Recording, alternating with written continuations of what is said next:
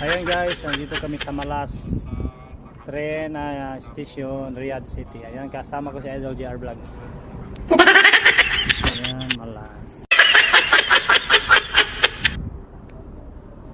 Ayan guys, ito pala yung Malas train station Riyadh City. Ayan. Tapos, pag lakad mo doon naman. Ayan, ganda yung train station nila dito guys. Oh. Wow, stadium na to. Stadium na siya. Studio. Wow, lawak yung parking lot nila. Stadium na agad. Ang ganda ito pala